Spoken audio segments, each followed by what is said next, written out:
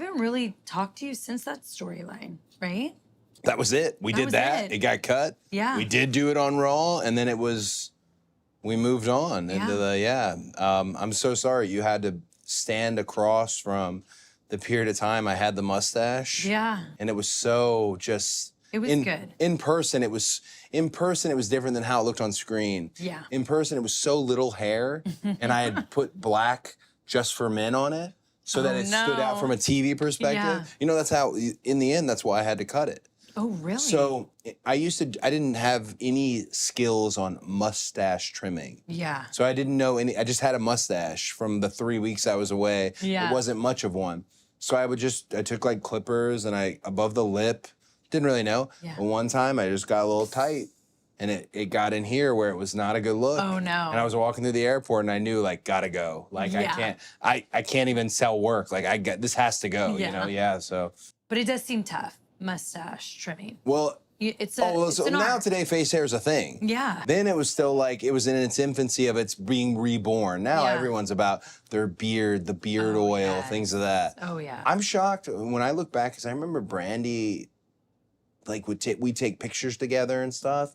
I feel like I'm shocked she hung in. Yeah. That's a real wrestler thing, like having absurd long hair or some gimmick, whatever it may be, and you've got to go through life, civilian life, right, with that. Yeah, no, that's the things we do though. Yeah, well, but then it's hard to date out of it because then you're looking for edge, and you're like, well, where's the uniqueness? Yeah. Like someone could just be boring. You're like, oh, you're normal. Yeah. Like I need a weird mustache or I need something. I love that you said you're normal. Arn Anderson used to always be like that. He'd literally say it, and I say it now, and I'm like, it's so condescending, but I still say it now. Yeah. He'd be like, I don't know. He'd talk about somebody. He's like, he's dating a civilian. Or he'd say like, this guy's just a civilian. I'm like, is everyone a civilian? Yeah. That's not us. But that was how he did it. I'm like, I get it though. Like I get it. Like, oh, it's just a civilian. Yeah. His way of saying they're not in the circle. You're not more in the than fam. doesn't mean they're bad or they're just not in the circle, not so in the to fam. say. So what have you been up to this whole time? Oh my gosh. Lots of things. You know, well, you know why I know that? Why? I've watched but also I have this many notes in terms of all the things that you've been doing. I thought you were about to pull out headlines. I was like, oh let's gosh, not read no. those. It's not that type of show. No. I'm just kidding. Not that type show. No. Well, I mean, like you, I've become a parent, which isn't it just the greatest thing ever? What a game changer. What a game changer. Cheers to that. Cheers to that. Cheers to that. Greatest thing ever. You know, I was thinking about this the other day. I'm like, you can have all these like loves of your life and like great loves. We all have them. We all like fall in love a few times, I feel like, in our lifetime, especially if we're lucky, in deep loves. But nothing compares to unconditional love. Right. No matter what. Sure. Like that feeling of like, I will sacrifice life for this little human being. Yeah. And so he's going to be 5 in a few weeks. Oh my gosh. So it's just crazy to think all these years, like being a mom and then just really growing as an entrepreneur. Yeah. You know, doing it that way. Winemaker, wine producer, I should say. Winemaker, wine producer. Yeah. Wine's coming from you. Wine. Lots of wine coming from Brie and I. And then what I've really fallen in love with is hosting shows. Yeah. Like, I really love hosting. So I've gotten to work with a lot of badass people in the industry. Yeah. I mean, to even judge with Simon Cowell. Like, so this is a question I was going to ask you, Yeah. actually. I was going to ask you, because you've had these entrepreneurial efforts, you've done hosting, you've been very far outside our bubble. Yeah. Crossed into this mainstream and you've done this. Was there one of these people, and not looking for a negative side of it, more a positive, is there somebody you met that has just been the best outside of our world?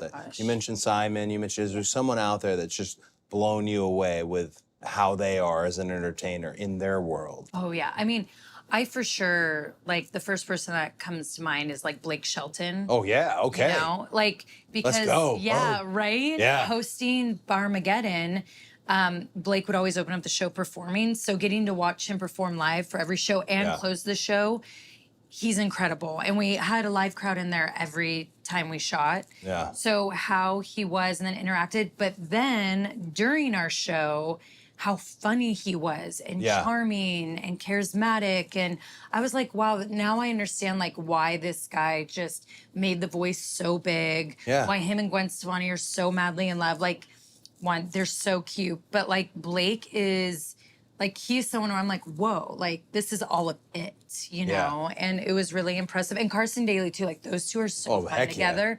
You know, we have a lot of Shout good out to duos. Carson Daly, by the way. Carson Dude, Daly, been through like, it, man. Like, been yeah, through it. That's yeah. I feel like that's our generation. Of like, you're not gonna Made sure we went to catch TRL me to get the shaming 10. Carson Daly No, at any he's point. amazing. Yeah, he did it. He did it.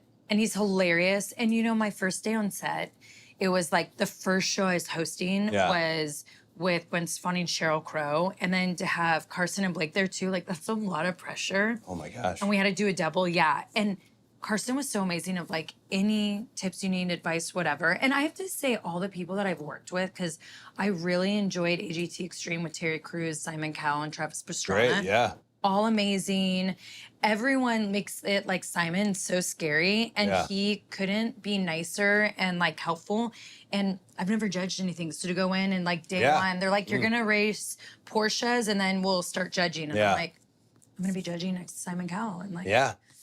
so Did you feel you rose to the occasion, or did you feel Yeah. you were already there? yeah. So well, on these settings when I've been outside, I've watched a few and been like, oh, yeah. they're really, and I'm supposed to be the wrestler in this. Yeah. So sometimes I've felt like the imposter syndrome hits hard. Oh, okay, In terms of in my experience, where just the 2 little seasons I did of Go Big Show, I was Oh, that's legit right, like, yes.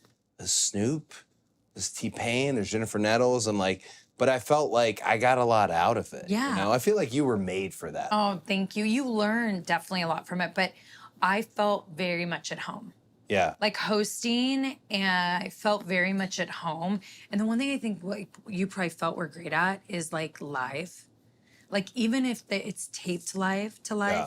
like we just something happens and we rise up. Yeah. We can do it. But I really was like, oh my gosh, I love these environments. Yeah. Like I've gotten to do such cool stuff and I love it. Pro wrestlers are the best crisis people. We really are. There is no such thing as like, oh, the camera broke. Great, we'll keep Yeah. going. What do you need? Oh, can you do it again? Yeah, we can do it again. There's no tantrum.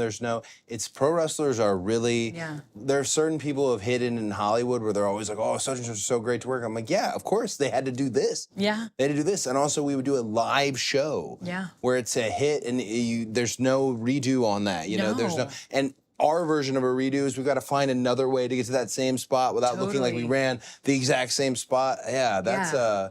Well, and I used to tell people too, I used to be like, not only do we do that, we do it in front of Vince. Yeah. Or we did.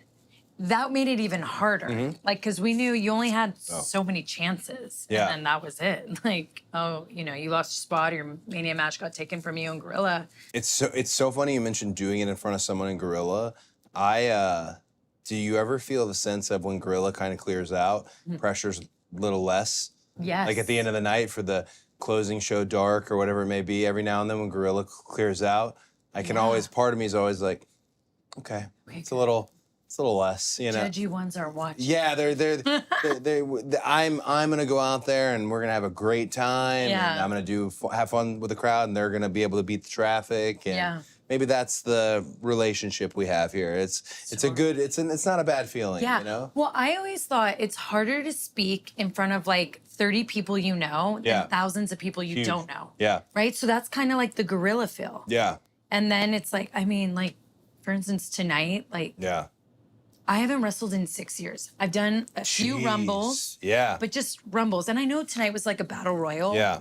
But I was doing a bit more, but also like it was so many Yeah. of the top women in all of WWE. So I was like, I have to step up. And then everyone's in Gorilla too. Yeah. And then it being Evolution, which is always a different, yeah. feel of a PLE. So I was like, oh man. But it was amazing.